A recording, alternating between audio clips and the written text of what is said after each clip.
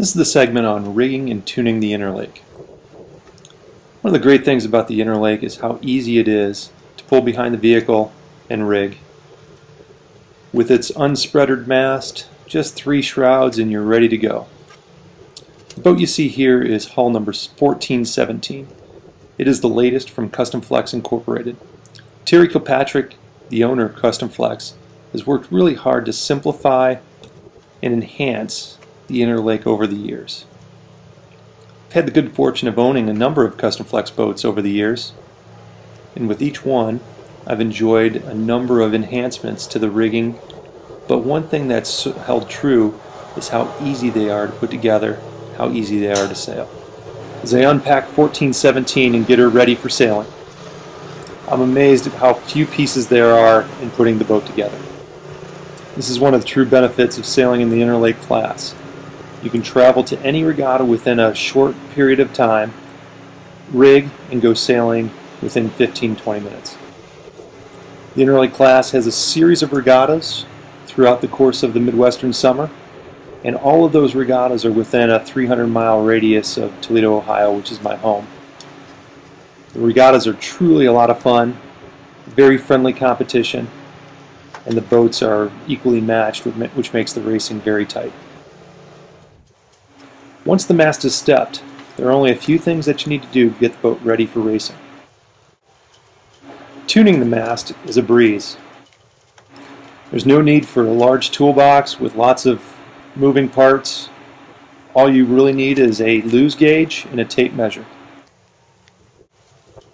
We use the tape measure to measure the rake of the boat and the side-to-side straightness of the mast, and the luge gauge to measure the tension of the rig.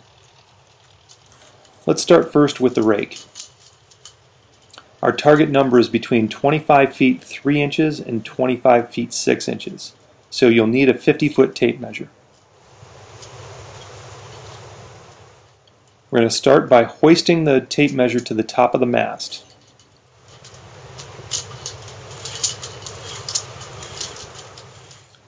Once the tape is fully hoisted to the top of the mast, you want to be sure to clip it into the halyard clip that has the halyard all the way up to the band. Here's a closer look.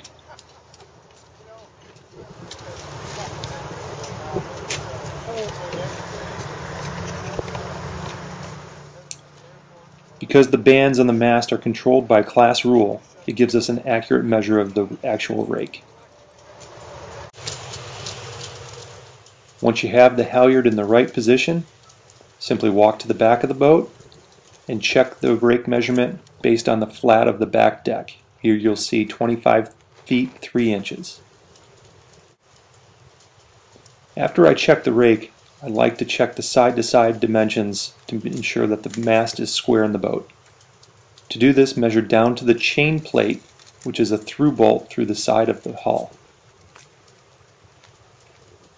Walk over to the other side of the boat and see if the measurements correlate. It's not uncommon for the measurement to be off just a little because many of the main halyard sheaves are placed on the side of the mast. Be sure to inspect that before you take these measurements. Once all the measurements of the mast are taken and I'm satisfied, I then check the luge gauge tension. You'll want to consult your tuning guide, but a good target number is between 180 and 220 pounds. Once you get the side shrouds to 180 to 220, you'll then want to double check your forestay to make sure that it correlates. It should read lighter than the side shrouds. Once done, I'll grab my handy roll of white electrical tape and really go to town in making sure that all of the pins are taped, making sure the tension lever is taped, and making sure that there's no sharp objects that'll rip a spinnaker or cause any sort of failure in the rigging.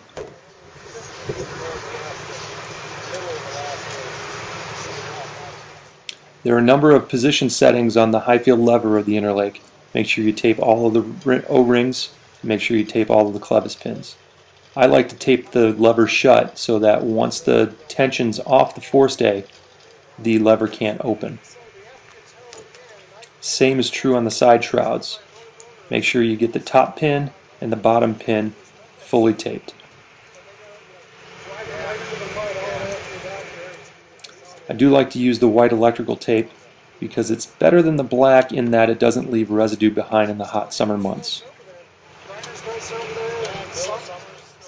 Now that everything's taped, we're ready to go sailing.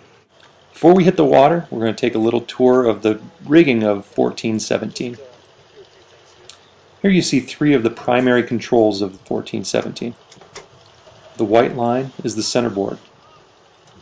It's important to have a good free-running centerboard pennant because you're going to be adjusting the centerboard up and down, not only upwind, but downwind and on the reaches as well. This blue line is the boom vang. The boom vang is very important to the interlake.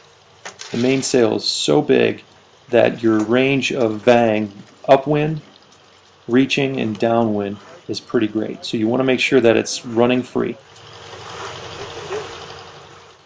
And the gray line to the right is the main sheet. Obviously that controls the balance of the boat. You want to make sure that all these lines are good running lines and that they're ready to go before you leave the dock. Let's go sailing.